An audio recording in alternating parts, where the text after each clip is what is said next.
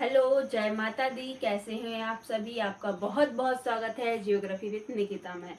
तो चलिए, इससे पहले हमने प्रीवियस वीडियो में से 11th क्लास मानव भूगोल के मूल सिद्धांत के चैप्टर 2 को कवर कर लिया था, है ना। क्या था चैप्टर 2 को हमने कवर कर लिया था।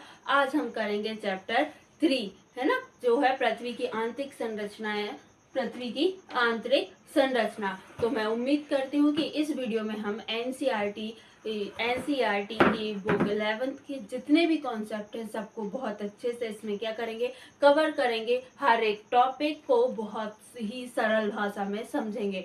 हम जानते हैं कि हमारी 11th क्लास की एनसीईआरटी में बहुत ही जटिल जटिल शब्दों का समावेश है, जिसको हम इस वीडियो के माध्यम से बहुत ही सरल और सटीक और आसान तरीके से उस कॉन्सेप्ट को, उस सिद्धांत को और उस टॉपिक को, उस महत्वपूर्ण तत्व को, फैक्ट को बहुत ही अच्छे से उम्मीद करती हूँ कि इस वीडियो में बहुत ही अच्छे से समझेंगे। और मैं पूरी कोशिश करूँगी कि आपको क्या कर सकूँ, बहुत ही आसान भाषा में इस चैप्टर को मैं समझा सकूँ। तो सबसे पहले बात करते हैं पृथ्वी की।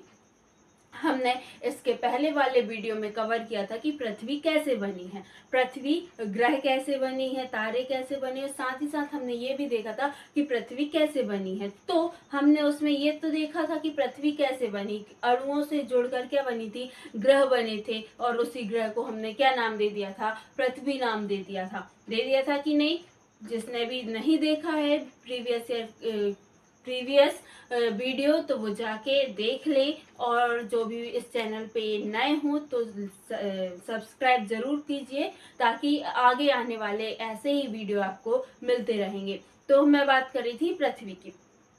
तो आपने देखा होगा कि हमारी पृथ्वी कैसे बनी है, किन से बनी है, अणुओं से मिलकर बनी है। और बहुत समय पश्चात क्या हुआ कि उस पे एक क्या हुआ, अंतरिक्ष से एक और पिंड आया और उससे टकराया। जो पृथ्वी जुड़ी हुई थी, एक डमरू के आकार की जुड़ी हुई थी, उससे क्या हो गया, उपग्रह अलग हो गया, जिसको हमने चंद्रमा नाम दे दिया था, और पृथ्वी अलग हो गई। उसी दौरान क्या हुआ था, हमारी पृथ्वी में बहुत सारी हलचलें हुई, और उन हलचलों के कारण हमारी पृथ्वी का क्या हो गई, परतों में क्या हो गई थी, विभक्त हो गई थी। तो अभी तक हमने देखा था कि पृथ्वी कैसे बनी, पृथ्वी का उद्भव कैसे हुआ था। इस चैप्टर में हम समझेंगे कि पृथ्वी के बाहरी भाग में क्या हमें दिखता है और अंदरूनी भाग में क्या है, तभी तो हमें ये बाहरी चीजें दिखती हैं। तो इस चैप्टर में हम एनसीईआरटी के साथ इस चैप्टर को हम कवर करेंगे, ताकि आपको जो उसके जटिल शब्द हैं वो भी आसानी से समझ में आ सकें। तो चलिए स्टार्ट करते हैं। आज अध्याय 3, पृथ्वी की आंतरिक संरचना। तो हम एनसीईआरटी से पढ़ेंगे। तो एनसीईआरटी में क्या लिखा है, सबसे पहले इसको देखेंगे। तो एनसीईआरटी में है कि पृथ्वी की प्रकृति के बारे में आप किस प्रकार का अनुमान लगाते हैं। तो बताइए जरा, किस प्रकार का अनुमान लगाते हैं। पृथ्वी कैसी दिखती है हमको, गोल दिखती है कि नहीं दिखती। क्या आपके अनुमान के अनुसार पृथ्वी क्रिकेट की गेंद की तरह एक ठोस गेंद है या एक खोखली गेंद? बताइए जरा, कैसी गेंद है, ठोस है कि खोखली है, टेनिस की बॉल के जैसे है या फिर क्रिकेट की बॉल के जैसे? जरूर कमेंट में बताओ कि कैसी है हमारी पृथ्वी, जो है टेनिस की बॉल के जैसे है या फिर क्रिकेट की बॉल के जैसे है। जिस पर चट्टानों की मोटी परत क्या बनाती है, स्थलमंडल बनाती है। क्या आपने कभी टेलीविजन पर ज्वालामुखी उद्गार दिखाते हुए चित्रों को देखा है? क्या आपने ज्वालामुखी देखा है? ऑब्वियस सी बात है, सभी ने देखा होगा। नहीं भी देखा है तो सुना हुआ ज्वालामुखी क्या होता है। नहीं भी सुना है तो हम इस चैप्टर में जरूर पढ़ेंगे कि ज्वालामुखी क्या होता है, और उससे कौन कौन सी आकृति बनती है, और क्यों ज्वालामुखी का उद्भेदन होता है, और ज्वालामुखी क्या है, उससे क्या निकलता है, और क्यों उसको ज्वालामुखी कहते हैं। ये सभी चीज हम इस चैप्टर में कवर करेंगे। तो हमने क्या देखा है, आपको ज्वालामुखी से निकलते हुए गर्म लावा, मिट्टी, धुआं, आग और मैग्मा याद है। जब हमने आप जिसने भी ज्वालामुखी को देखा हो तो उससे जरूर याद होगा, और जिसने नहीं देखा है तो वो हम इस वीडियो में क्या करेंगे, ज्वालामुखी को देखेंगे कि कैसे इससे ये सभी चीजें निकलती हैं और इन सभी चीजों को क्या नाम दिया जाता है। तो पृथ्वी के आरंभिक भाग को अप्रत्यक्ष प्रमाणों के आधार पर समझा जा सकता है, क्योंकि पृथ्वी के आंतरिक भाग में ना तो कोई पहुंच सका है और ना कोई पहुंच सकता है। हाँ, ये बात सही है। क्यों? क्योंकि देखो, पृथ्वी क्या है, एक बहुत बड़े आकार में है। बहुत बड़े आकार में होने के कारण पृथ्वी की जो त्रिज्या है, पृथ्वी देखो, हमने देखा था कि गुरुत्वाकर्षण बल से क्या हुए हैं, वो कण इकट्ठे हुए हैं और क्या इसका निर्माण किए हैं, ग्रहाणु का निर्माण किए हैं। तो अब हम पृथ्वी के अगर अंदर, अभी तक तो ऐसा कोई भी कहीं भी कुछ भी ऐसा कोई ड्रिलिंग या कोई भी ऐसी परियोजना नहीं हुई जिसके कारण से हम पृथ्वी को आर से पार देख सकें। आपको पता है पृथ्वी की त्रिज्या कितनी होती है? 6378 किलोमीटर होती है। कई बुकों में, बहुत सारी बुकों में इस त्रिज्या को, पृथ्वी की त्रिज्या को 6370 या 371 किलोमीटर बताई जाती है। लेकिन हमारी एनसीईआरटी 11th की बुक में जो नोट है, हम उसी को पढ़ेंगे कि हमारी पृथ्वी की त्रिज्या की लंबाई कितनी है?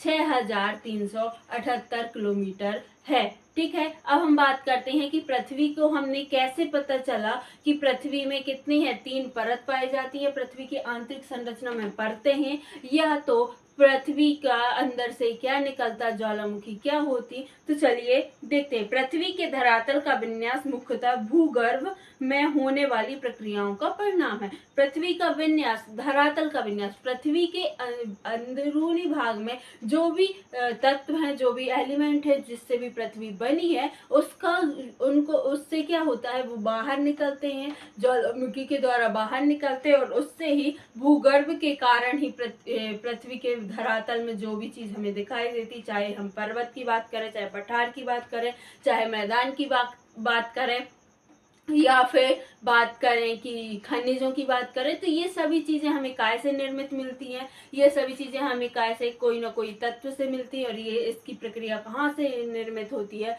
ये भूगर्भ से, पृथ्वी के भूगर्भ से क्या होती है? ये चीजें निकलती हैं और हमारे धरातल पर आके क्या हो जाती हैं? स्थित हो जाती हैं, ठंडी हो जाती हैं, या फिर बहुत बड़ी बड़ी आकृतियां बना लेती हैं। तो इससे से ही क्या हुआ है? पृथ्वी का धरातल का निर्माण हुआ है। किससे हुआ? भूगर्भ। भूगर्भ मतलब पृथ्वी के अंदर, पृथ्वी के अंदर जो भी चीजें हैं उससे निकल पृथ्वी के क्या हुआ है? धरातल का क्या हुआ है? निर्माण हुआ है। ठीक है, इतनी बात सभी को अच्छे से समझ में आ गई होगी। बाहिर्जात व अंतर्जात प्रक्रियाएं लगातार भू दृश्य को आकार देती रहती हैं। बाहिर्जात और अंतर्जात क्या होती है? बाहिर्जात क्या होता है और अंतर्जात क्या होता है? जिसके कारण से हम पृथ्वी में जितनी भी आकृतियां देखते, चाहे हम पर्वत ले लें, चाहे हम पठार ले लें, या फिर हम समुद्री जगह रेत के बने वो पर्वत ले लें, या फिर रेत की बनी आकृतियां ले लें, बहुत सारी लेकोलेट, फैतोले, ज्वालामुखी से बनी आकृतियां, और भी बहुत सारी ऐसी निम्न आकृतियां हैं जो क्या होती हैं? पृथ्वी के धरातल पर आती हैं। और ये काय के कारण बनती हैं? ये बाहिर्जात और अंतर्जात के कारण बढ़ती है। अब बाहिर्जात और अंतर्जात क्या है? देखो, जब भी कोई भी अवस्था होती है, जब भी हम कोई कार्य करते हैं, जब भी क्या करते हैं, हम कोई कार्य करते, तो हम उस पर क्या करते? अपना बल लगाते हैं कि नहीं? चाहे हम ये पेन उठाएं, चाहे हम पानी पिएं, चाहे हम खाना खाएं, चाहे हम और भी अन्य क्रियाएं करें, चाहे हम स्कूल जाएं, चाहे हम बैग उठाएं, कोई भी कार्य करते हैं तो हमें उन पर क्या लगाना पड़ता? बल लगाना पड़ता। तभी वो कहाँ आती हैं? नीचे से आकर ऊपर आती है, या फिर नीचे से कहाँ जाती हैं? ऊपर से कहाँ जाती हैं? नीचे जाती हैं। तो क्या होता है? बाहिर्जात और अंतर्जात। पृथ्वी क्या है? ये पृथ्वी का ये बाहरी भाग है, ये पृथ्वी का धरातल है, ये पृथ्वी का क्या है? धरातल है। क्या है? धरातल है। और ये पृथ्वी का क्या है? भूगर्भ है। क्या है? भूगर्भ है।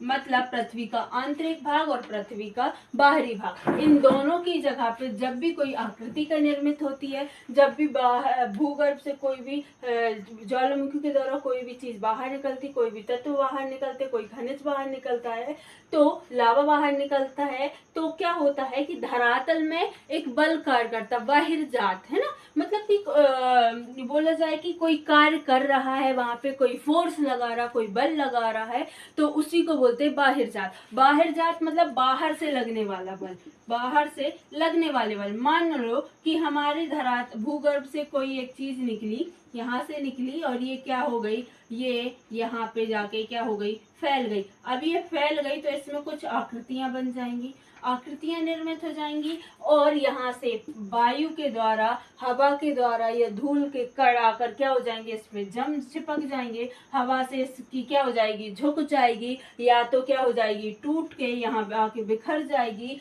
या अन्य क्रियाएं भी हो सकती हैं। तो ये अन्य क्रियाएं जो होती किसके द्वारा होती, हवा के द्वारा होती हैं। या तो धूल के कण आते हैं, या तो हवा क्या कर रही, कोई भी चीज आपने ऐसे पेन को मैं ऐसा खड़ा कर दूं, क्या वो खड़ा रहेगा?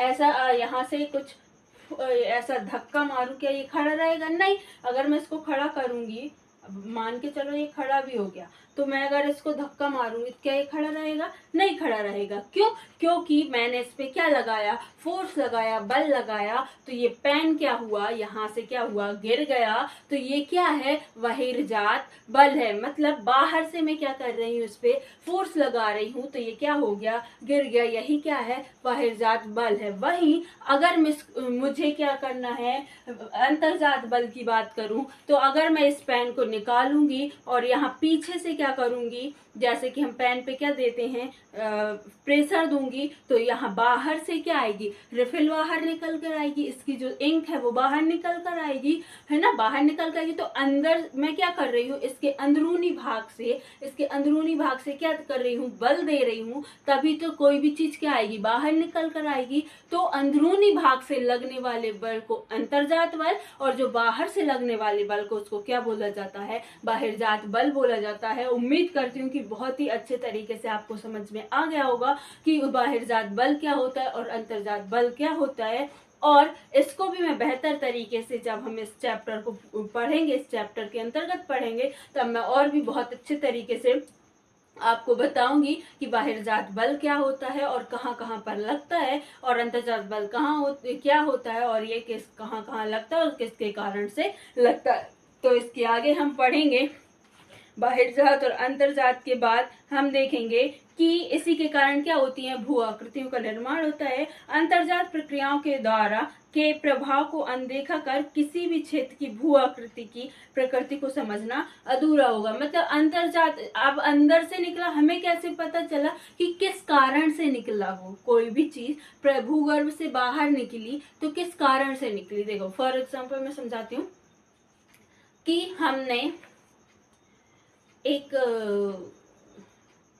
ईस्ट डाल के या कोई बैटर क्या किए, एक बॉक्स में बंद कर दिया, आटा एक बॉक्स में क्या कर दिए, बंद कर दिए, और उसको बहुत लंबे समय तक क्या करिए, बंद करके रखे। अब धीरे धीरे वो आटा में क्या हुआ, धीरे धीरे ईस्ट आ गया, धीरे धीरे उसमें फंगस आने लगे, और फंगस आके उसमें क्या होने लगा, धीरे धीरे वो आटा क्या होने लगा, फूलने लगा, और फूल के वो अपने आप क्या आने लगा, उस डब्बे का जो ढक्कन है वो ओपन हो गया, और ओपन होके धीरे धीरे आटा क्या होने लगा, बाहर आने लगा। अब बाहर आने लगा तो हम इसको क्या समझेंगे कि क्यों वो बाहर आए, हम बोलेंगे किसी ने अब नीचे से क्या हो गया, ऐसा हाथ मार दिया होगा तभी तो ये बाहर आ रहा। लेकिन एक्चुअल क्रिया क्या होती है उसमें, कि वो उसमें ईस्ट की प्रक्रिया हो गई, उसमें क्या हो गई, सड़न की प्रक्रिया हो गई, किंडवित हो गया, तभी वो क्या हो रहा है, उस डब्बे से आटा क्या आते जा रहा है, बाहर आते जा रहा है ना। बहुत ही सिंपल तरीके से मैंने बताया कि अंदर की प्रक्रिया, ये हमें पहले नहीं पता था, इस चैप्टर में पढ़ने के बाद हमें पता चलेगा कि किस कारण से अंतर्जात से ये चीजें क्या आ रही हैं, बाहर आ रही हैं। ये अंतर्जात बल कौन है और क्यों ये सब चीजों को क्या कर रहा है, बाहर भेज रहा है ना। तो बाहिर्जात क्या होती हैं, क्षेत्र की भू आकृति की प्रकृति को समझना अधूरा होता है। अर्थात किसी भी प्रदेश की भू आकृति को समझने के लिए भूगर्भित क्रियाओं के प्रभाव को जानना आवश्यक है। मानव जीवन मुख्यतः अपने क्षेत्रीय भू आकृति से प्रभावित होता है। मानव जीवन जो है सबसे ज्यादा किससे प्रभावित होता है, अपने आसपास के वातावरण से, अपने आसपास जितनी भी क्रियाएं हो रही हैं उससे प्रभावित होता है, स्वाभाविक सी बात है।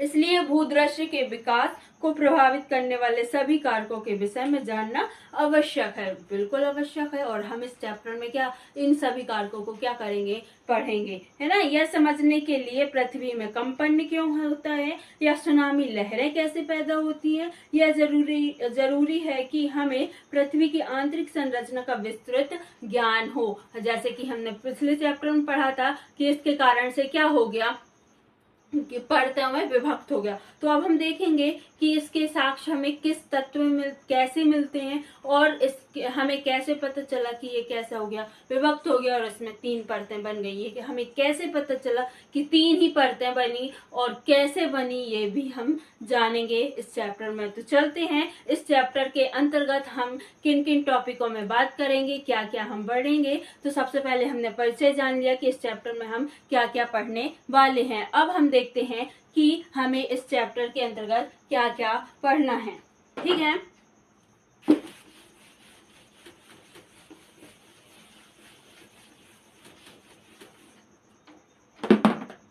सबसे पहले हम इस चैप्टर के अंतर्गत पढ़ने वाले थे परिचय, जो हम पढ़ चुके हैं और मैंने बहुत ही आसान भाषा में आपको जो परिचय दिया है। उम्मीद करती हूँ कि आपको बहुत अच्छे से चीजें समझ में आ गई होंगी कि हम इसमें क्या पढ़ने वाले, और आपका शायद इंटरेस्ट, मैं बोलूंगी नहीं कि इंटरेस्ट, शायद बोलूंगी, क्योंकि क्या पता आपको इस में इंटरेस्ट हो कि नहीं हो, मेरे टीचिंग में इंटरेस्ट हो कि नहीं। तो आपको इंटरेस्ट तो मन में जिज्ञासा तो हुई होगी कि ये कैसे हो रहा है, क्या है ये अंतर्जात, क्या है बहिर्जात, क्यों पृथ्वी से चीजें बाहर आ रही हैं, क्यों ये धरातल पर इतनी आकृति है, क्या भी ये चीजों का जिज्ञासा थोड़ी मन में आपकी भी तो आई होगी। तो अगर वीडियो ढंग से अच्छे से समझ में आ रहा है तो लाइक जरूर करते जाइए, ठीक है। इसके अंतर्गत हम पढ़ेंगे परिचय, फिर उसके बाद पढ़ेंगे हम भूगर्भ की जानकारी कि भूगर्भ क्या है और कहाँ से निर्मित है, और किसने बताया कि हमारे पास भी क्या है, भूगर्भ है। जानकारी के साधन। तीसरे नंबर पर हम पढ़ेंगे प्रत्यक्ष स्रोत।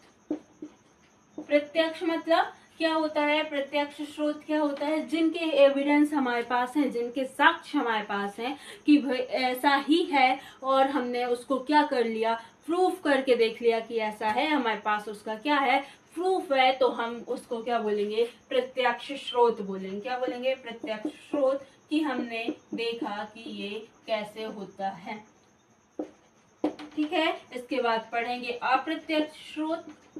अप्रत्यक्ष स्रोत, ठीक है। इसके बाद हम पढ़ेंगे अप्रत्यक्ष स्रोत के बाद हम पढ़ने वाले हैं, क्या पढ़ने वाले, भूकंप। क्या पढ़ने वाले हैं, भूकंप, कि क्यों भूकंप आता है, फिर भूकंप आने के क्या कारण हैं उनको भी पढ़ेंगे। तो भूकंपीय तरंगे,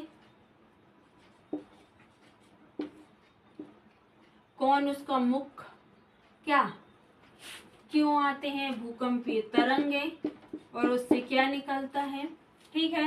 इसके बाद हम पढ़ेंगे कि भूकंप का संचरण कैसे होता है, ठीक है। तरंगे पढ़ने के बाद भूकंप का संचरण, भूकंप का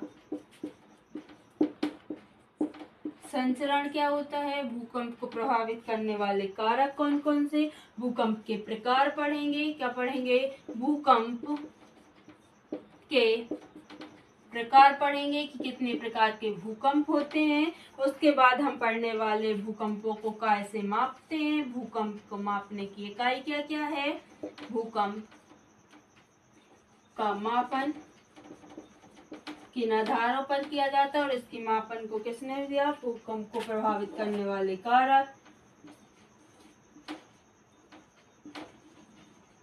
भूकंप को प्रभावित करने वाले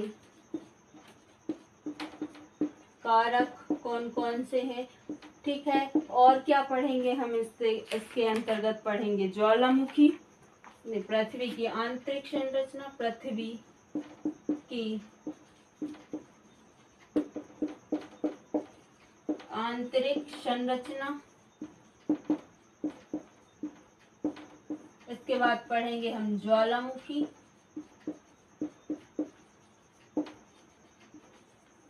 फिर पढ़ेंगे ज्वालामुखी के प्रकार। इसके बाद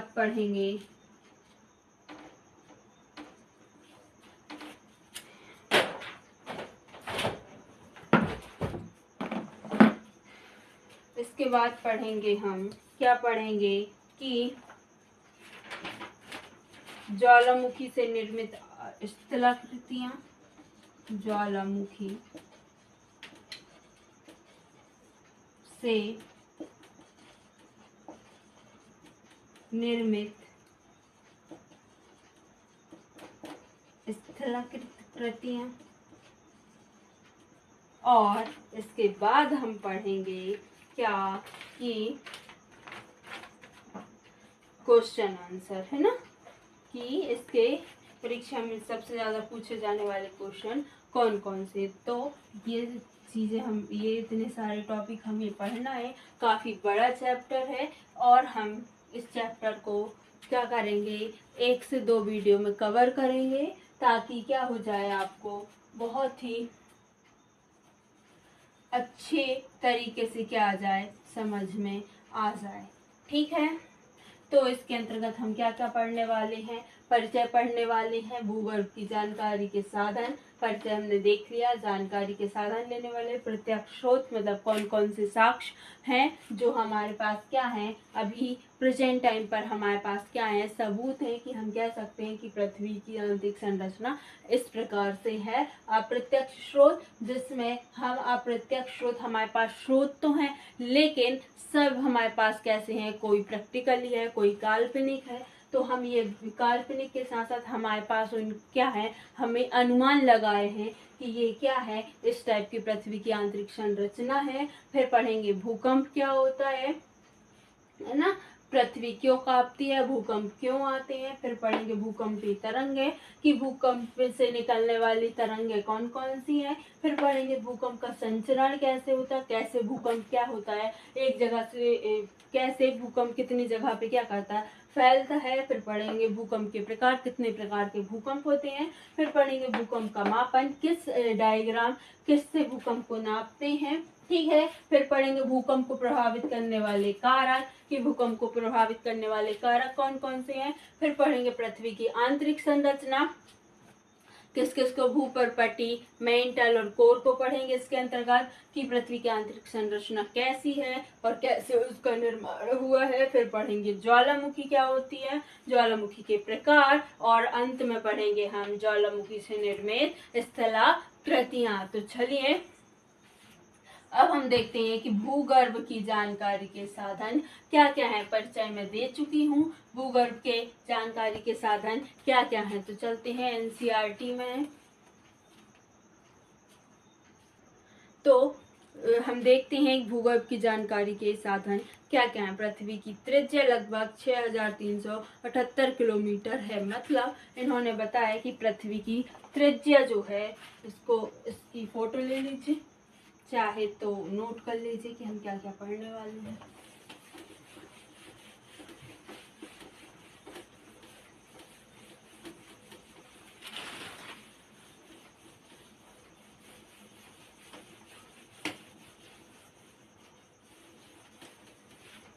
चलिए, तो पृथ्वी की त्रिज्या लगभग कितनी है, पृथ्वी की त्रिज्या लगभग कितनी है, 6378 किलोमीटर है। ये कौन बता रहा है, हमारा एनसीईआरटी जो हमारे पास बुक है, वो क्या कह रही है कि पृथ्वी की त्रिज्या कितनी होती है, 6378 किलोमीटर होती है। जबकि और अदर बुक में इसको देखें तो इसकी जो त्रिज्या है वो 6371 किलोमीटर और कहीं कहीं 70 किलोमीटर तक देखने को मिलती है।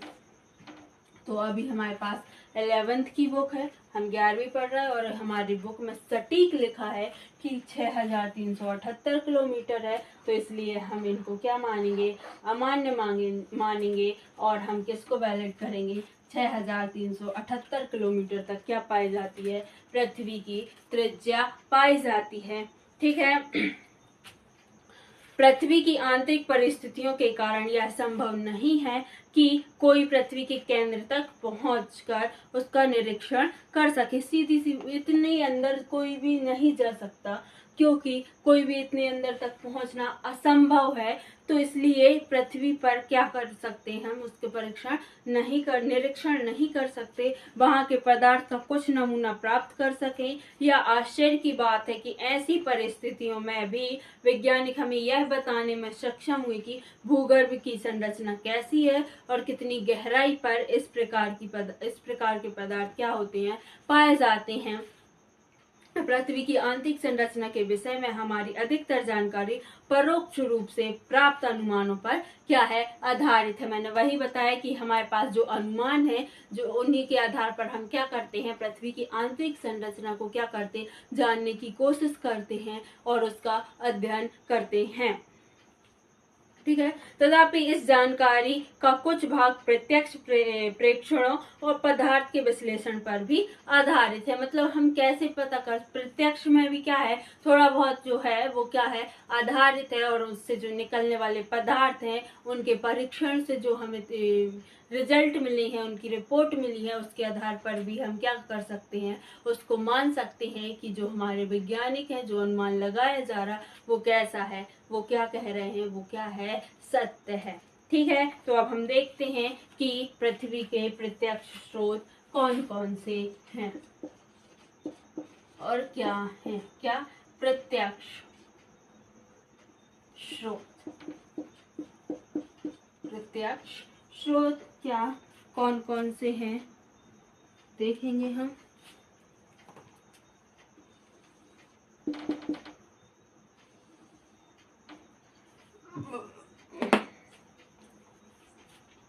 पृथ्वी से सबसे आसानी से उपलब्ध ठोस पदार्थ धरातली चट्टानें। सबसे आसानी से जो हमें मिल जाता है वो क्या है, उसके ऊपर पर जो ठोस चट्टानें हैं अथवा वे चट्टानें जो हम खनन क्षेत्रों से प्राप्त करते हैं, जो हमारे खनन क्षेत्र हैं या खनिज क्षेत्र हैं, वहाँ खदानें हैं, उनसे हम क्या करते हैं, ऐसी ठोस चट्टानें क्या करते, प्राप्त करते। चाहे लोहा की खदान हो, चाहे सोना की खदान हो, चाहे कोयला की खदान हो, चाहे बॉक्साइड, एल्यूमिनियम, किसी की भी खदान हो, हमें वहाँ पे क्या मिलता है, ठोस चट्टानें मिलती हैं। और दक्षिणी अफ्रीका की सोने की जो खान है, सोने की खदान 3 से 4 किलोमीटर तक क्या है, नीचे गहरी है और वहां से हमें क्या मिलता है, सोना प्राप्त होता है। इससे अधिक गहराई में जा पाना असंभव है। आज तक सबसे अधिक गहराई पर अगर हम कोई गया है तो माना गया है तो वो कितना है, 3 से 4 किलोमीटर तक है। इससे अधिक गहराई तक जाना क्या है,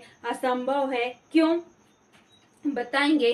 क्योंकि उतनी गहराई पर तापमान क्या होता है, बहुत अधिक होता है। खनन के अतिरिक्त वैज्ञानिक विभिन्न परियोजनाओं के अंतर्गत पृथ्वी की आंतरिक स्थिति को जानने के लिए परपटी, जो भूपरपटी में गहराई तक छानबीन कर रहे हैं। मतलब आज भी वैज्ञानिक इस पर क्या कर रहे हैं, रिसर्च कर रहे हैं और जानने की कोशिश कर रहे हैं कि ये जो हमें अनुमान लगाए गए वो कितने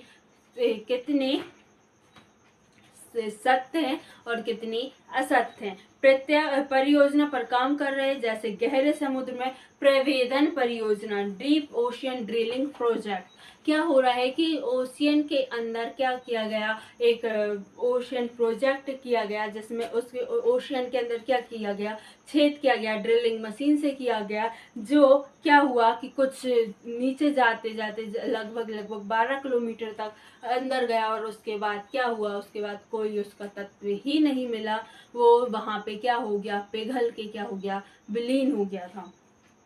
ठीक है। और कौन सा प्रोजेक्ट, संबंधित महासागरीय प्रबंधन परियोजना। आज तक सबसे गहरा प्रबंधन आर्कटिक महासागर में कोयला क्षेत्र में 12 किलोमीटर की गहराई तक किया गया। मतलब कोयला क्षेत्र जो दक्षिणी अफ्रीका के आर्कटिक महासागर के कोयला क्षेत्र है, वहां पे कितने किलोमीटर का गड्ढा किया गया, कौन सा गड्ढा किया गया, 12 किलोमीटर का गड्ढा किया गया। कहाँ पे किया गया, कहाँ पे किया गया, आर्कटिक महासागर। आर्कटिक महासागर कहाँ है बताऊंगी मैं आपको, थोड़ा आगे पढ़ाऊंगी तब, ठीक है, मैप के थ्रू। अब आता है कि हमें पृथ्वी की आंतरिक संरचना से संबंधित असाधारण जानकारी क्या होती है प्राप्त। सभी लोग खुश रहिए, मुस्कुराते रहिए, बाय बाय। नितिन,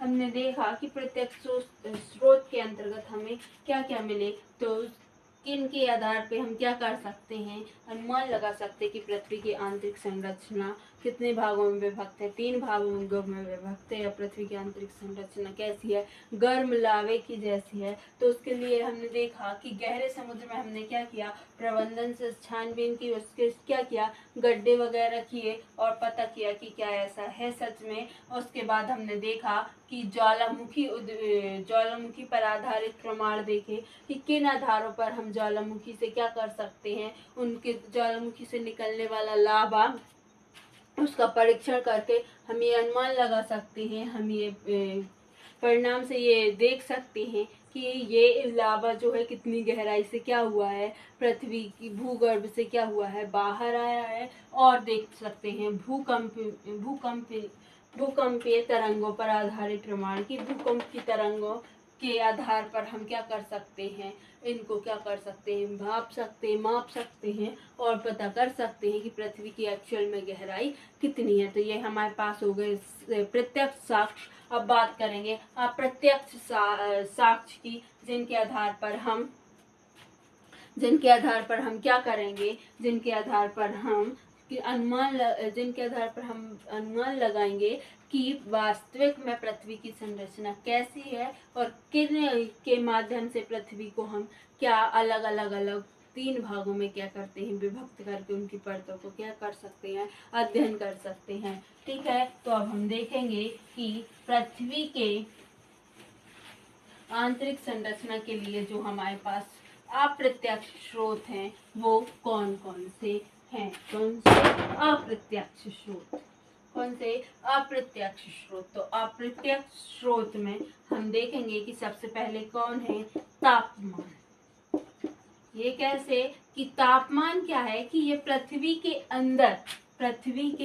अंदर जैसे ही गहराई बढ़ते जाती वैसे ही इसके तापमान में क्या होते जाती है, वृद्धि होते जाती। तापमान कैसा होता है, बढ़ता जाता है। लगभग 32 मीटर की गहराई, 32 मीटर नीचे जाने पर 1 डिग्री सेल्सियस बढ़ जाता है और 32 डिग्री मीटर जाने पर 1 डिग्री सेल्सियस बढ़ता है। तो अगर बात करें कि 6,378 किलोमीटर हमारी पृथ्वी की क्या है, त्रिज्या है, तो उस हिसाब से हमारे जो भूखोड़ है, मतलब जो क्रोड है, जो केंद्र है, उसका टेम्परेचर कितना होना चाहिए, 12,000 डिग्री क्या होना चाहिए, सेल्सियस होना चाहिए। मतलब कि सबसे ज्यादा गर्म कहाँ होना चाहिए, केंद्र में होना चाहिए। और पृथ्वी जो भूगर्भ है वो कैसा हो, टेम्परेचर से क्या है, तापमान से कैसा है, बिल्कुल ललांबित है। ललांबित मतलब बहुत ही अधिक क्या है, उसमें तापमान है। ठीक है, और उसमें कोई भी इतना तापमान में कोई भी ठोस जो वस्तु है वो क्या नहीं हो सकती, वो द्रव अवस्था में नहीं रह सकती। कोई भी ठोस वस्तु क्या नहीं रह सकती, द्रव में तो रह ही नहीं सकती, ठोस में तो रह ही नहीं सकती। इतने टेम्परेचर में वो काय में कन्वर्ट हो जाती है, द्रव्य में परिवर्तित हो जाती है। तो उस हिसाब से हम देख सकते हैं कि ज्वालामुखी का जब क्या होता है, उद्भव होता है, तो उससे निकलने वाला जो लावा रहता है वो कैसा निकलता है, लिक्विड अवस्था में निकलता है। कैसा निकलता निकलता है, पिघला हुआ निकलता है, तो हम कह सकते हैं कि हमारे पास इसके क्या हैं, अनुमान लगाया जाता है कि तापमान को, कि पृथ्वी के भूगर्भ में गहराई पर जाने पर पृथ्वी का जो तापमान है वो कितना है, 32 डिग्री मीटर नीचे जाने पर, 32 डिग्री मीटर नीचे जाने पर पृथ्वी का पृथ्वी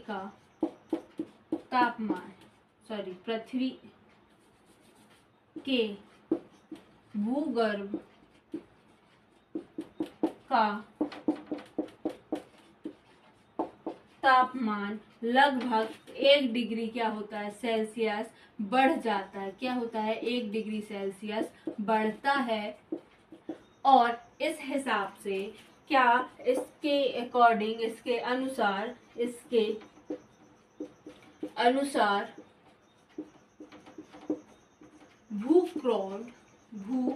भूक्रोड मतलब जो केंद्र में भागित है, ये जो केंद्र होगा इसका, ये कितने डिग्री सेल्सियस होगा यहाँ का टेम्परेचर, तो इसके अनुसार भूकोट का तापमान लगभग 12,000 डिग्री क्या होगा, सेल्सियस होगा, जिसमें कोई भी वस्तु क्या नहीं रह सकती है, द्रव अवस्था में नहीं रह सकती, ठोस अवस्था में नहीं, जिसमें कोई भी वस्तु ठोस अवस्था में नहीं रह सकती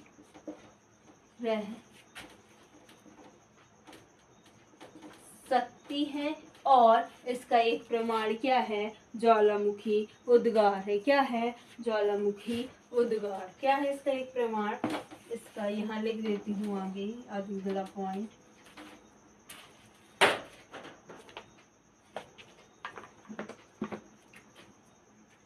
इसका एक प्रमाण ज्वालामुखी से निकलने वाला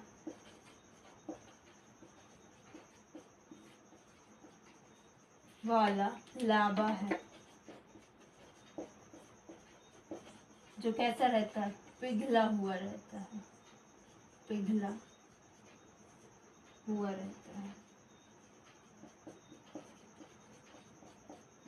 ये आसान भाषा में समझ में आ जाएगा तुमको कि क्या है। 32 मीटर नीचे जाने पर पृथ्वी के भूगर्भ का तापमान कितना बढ़ जाता है, 1 डिग्री सेल्सियस क्या होता है, बढ़ता है। और 1 डिग्री सेल्सियस बढ़ेगा तो भूक्रोट का तापमान लगभग कितना हो जाएगा, 12,000 डिग्री सेल्सियस हो जाएगा। क्यों, क्योंकि पृथ्वी की त्रिज्या ही 6,378 किलोमीटर है। तो उस हिसाब से लगभग पृथ्वी का टेम्परेचर कितना बढ़ जाएगा, 12,000 डिग्री सेल्सियस हो जाएगा। कहाँ पर, भूक्रोट पर। कहाँ पर, यहाँ बना देती हूँ पृथ्वी और इसका बना देती हूँ क्रोट, है ना। तो यहाँ पर कितना टेम्परेचर होगा, लगभग 12,000 डिग्री सेल्सियस क्या हो जाएगा, इसका टेम्परेचर हो जाएगा, जिसमें कोई भी वस्तु क्या नहीं रह सकती, ठोस अवस्था में नहीं रह सकती। और इसका एक प्रमाण क्या है, ज्वालामुखी से निकलने वाला लावा, जो क्या होता है, पिघला हुआ रहता है। और वो पिघली हुई अवस्था में क्या आता है, पृथ्वी के बाहर आता है, जिससे अनुमान लगाया जा सकता है कि ये बात कैसी है, पूर्णतः सत्य है। और सच में नीचे जाने पर क्या होता है, टेम्परेचर में वृद्धि होती है। और जो क्रोड वाला भाग है वहां पे क्या है, पिघली हुई द्रव अवस्था में क्या है वहां पे पिघला हुआ क्या है, द्रव्य है, जो क्या होता है, ज्वालामुखी की मदद, ज्वालामुखी जब प्रक्रिया होती तो उसमें क्या होता है, बाहर निकल जाता है। ठीक है। इसके बाद हम देखेंगे कि दबाव पर आधारित प्रमाण क्या क्या। सबसे पहले क्या देखा हमने, तापमान। क्या देखा, तापमान के आधारित अप्रत्यक्ष स्रोत कौन कौन से हैं। अब हम देखेंगे दबाव।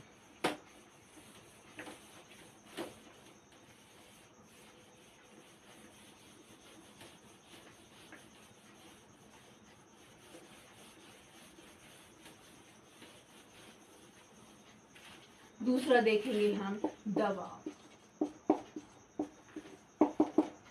दबाव आधारित अप्रत्यक्ष स्रोत कौन कौन से? तो दबाव आधारित अप्रत्यक्ष स्रोत ये हैं कि जैसे जैसे गहराई पर जाने पर जो तापमान है उस पर क्या होता है, वृद्धि होती है, तापमान में क्या होता है, बढ़ता है, और इस बढ़ने से भूतल पर क्या हो जाती है, निश्चित गहराई के बाद क्या हो जाती है, चट्टानें क्या होते जाती हैं, ठोस अवस्था में नहीं रहती हैं। क्यों नहीं रहती हैं? अब देखो समझो, जैसे कि ये एक चट्टान है, क्या है, चट्टान है, उसके ऊपर एक और चट्टान है, फिर उसके ऊपर एक और चट्टान है, फिर उसके ऊपर एक और चट्टान है, मतलब कई चट्टानों से मिलकर क्या बनी, हमारी पृथ्वी बनी। अब ये कह रहा है कि धीरे धीरे क्या होते जा रहा है, नीचे जाने पर 1 डिग्री से 32 मीटर जाने पर 1 डिग्री सेल्सियस क्या बढ़ जाता है, टेम्परेचर क्या होते जा रहा है, बढ़ते जा रहा है। बढ़ते जा रहा है कि नहीं, जितनी गहराई पर हम नीचे जाते जा रहा है उतनी गहराई पर क्या होते जा रहा है, टेम्परेचर बढ़ते जा रहा है। और ऊपर से क्या हो रहा है, इसमें क्या है, इसका प्रमाण ये है कि जब भी किसी चीज को आप प्रेस करोगे, जब भी किसी चीज को आप क्या करोगे, दबाओगे, तो दबाने से क्या होगा कि उसमें क्या होगा, टेम्परेचर, तापमान क्या होगा, बढ़ेगा। आप ऐसे थोड़ी देर अपने हाथ को ऐसे दबा कर रखो तो आपके हाथ अपने आप क्या होने लगेंगे, गर्म होने लगेंगे। क्यों? क्योंकि आप क्या कर रहे हो, इस जो हाथ है और दूसरे हाथ से क्या कर रहे हैं, एक दूसरे को क्या कर रहे हैं, एक दूसरे हाथ क्या कर रहे हो, दबाव डाल रहे हो, जिसके कारण से वहां पे क्या आ जाएगा, उस जगह पर तापमान में क्या हो जाएगी, वृद्धि हो जाएगी। वैसे ही सेम प्रोसेस क्या हो रही है, पृथ्वी में हो रही है, जिसके कारण से अंदर क्या हो रहा है, दबाव होने के कारण टेम्परेचर क्या होते जा रहा है, गहराई पर जाते जाते क्या होते जा रहा है, बढ़ते जा रहा है। और बढ़ने के कारण इसकी जो भूक्रोट पे या फिर मेंटल भाग में क्या हो रहा है, ये कैसी अवस्था में आ जा रहा है, द्रव अवस्था में आ जा रहा है। ठीक है, तो इसके क्या साक्ष्य मिले हैं कि ये जो दबाव है ये गहराई पर जाने पर इसकी जो चट्टानें हैं वो कैसी होती जा रही, ठोस होते जा रही हैं। और ठोस होते जा रही क्यों? क्योंकि उनमें क्या आ रहा है, दबाव आते जा रहा है। तो उम्मीद करती हूँ कि बहुत अच्छे तरीके से दबाव पर आधारित प्रमाण आपको समझ में आ गया होगा। ठीक है, अब हम देखते हैं कि देखो, दबाव का लिखवा दूं, क्या लिखवाऊं कि जब हम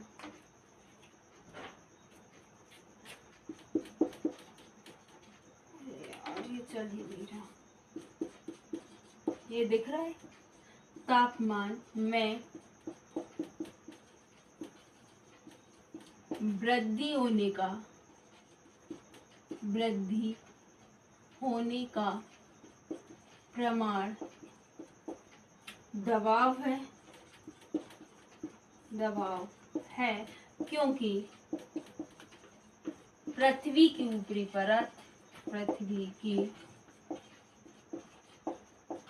ऊपरी परत ठोस है, जबकि भूगर्भ में या गहराई में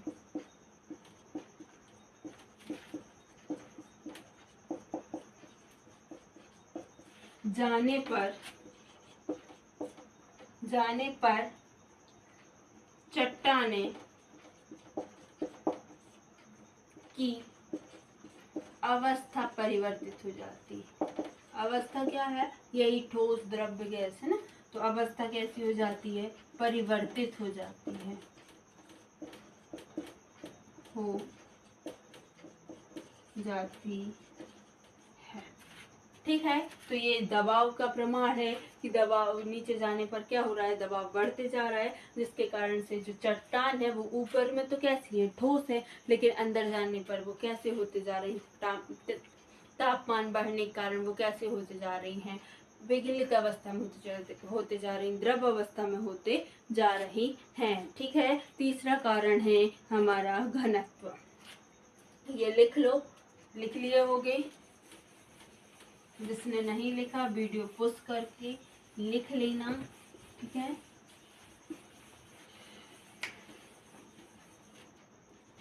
अब हम देखते हैं घनत्व पर आधारित प्रमाण क्या है, घनत्व कैसे। तीसरा हमारा कारण हो जाएगा घनत्व। क्या हो जाएगा? घनत्व। चलिए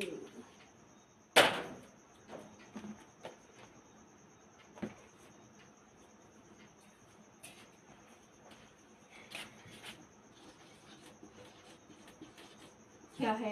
घनत्व। अब ये घनत्व कैसे, हम देखते हैं कि हमारी पृथ्वी जो है, हमारी पृथ्वी, इसके हम जैसे ही हम देखेंगे भूपर्पटी वाला भाग है ना, तो यहाँ पे घनत्व हमें क्या मिलेगा? कम मिलेगा। कितना मिलेगा? लगभग 2.2 मिलेगा, जबकि 2.2 क्या मिलेगा? औसत घनत्व मिलेगा, है ना। जबकि हम जब पृथ्वी के अंदर जाएंगे, क्रोड वाले भाग में जाएंगे, तो यहाँ पे घनत्व हमको सर्वाधिक दिखाई देगा। लगभग औसतन हमको भू क्रोड पे कितना दिखाई देगा? औसत घनत्व क्या दिखता है यहाँ पे? 5.5। मतलब हमारे क्रोड का घनत्व कितना होता है? 5.5 होता है। जबकि ऊपरी भाग जो क्रस्ट है, इसका घनत्व हमें देखने मिलता, कितना मिलता है? लगभग क्रस्ट का घनत्व कितना मिलता है? भूपर्पटी जिसको बोला जाता है भूपर्पटी, इसका घनत्व हमें 2.2 में देखने को मिलता है। तो इस हिसाब से हम कह सकते हैं कि पृथ्वी के क्रोड में घनत्व बहुत ज्यादा है और भूपर्पटी में कम है। मतलब ऊपरी ठोस अवस्था में इसका घनत्व कैसा है? कम है। जबकि जैसे ही हम गहराई पर जाते जाते हैं तो इसका घनत्व कैसा होते जाता है? बढ़ता जाता है। तो ये एक और प्रमाण है कि हमारे जो क्रोड है उस पे बहुत अधिक घनत्व होने के कारण वो कैसा है? ठोस अवस्था में हो गया। कैसी अवस्था में हो गया है? ठोस अवस्था में हो गया है। कौन? हमारा जो कोर है, आंतरिक कोर है, वो कैसी अवस्था में हो गया है? ठोस अवस्था में हो गया है।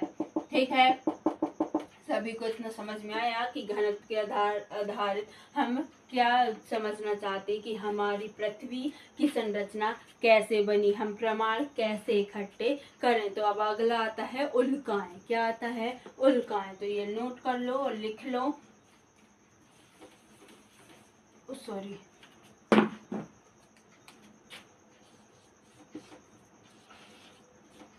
ठीक है। चौथा है हमारा क्या है कि उल्काएं। अब उल्काएं क्या है? देखो, अंतरिक्ष में ऐसे बहुत सारे क्या हैं?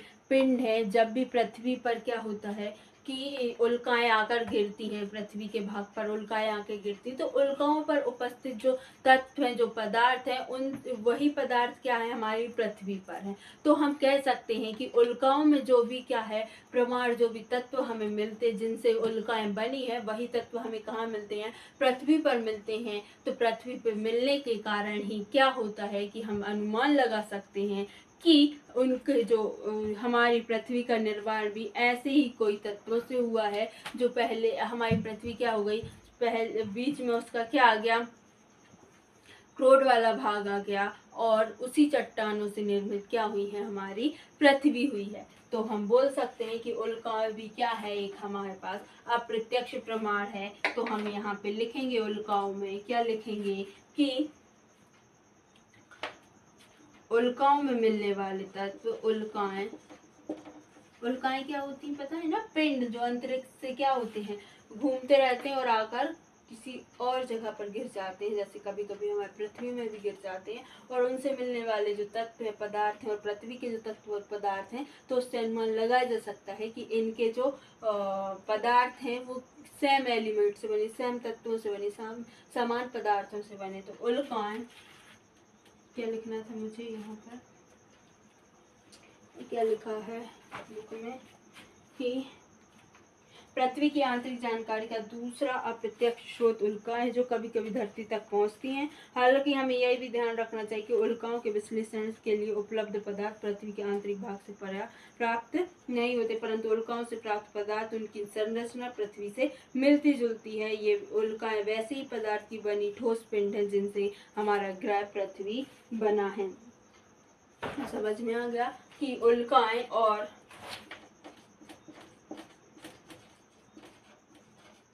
पृथ्वी के उपस्थित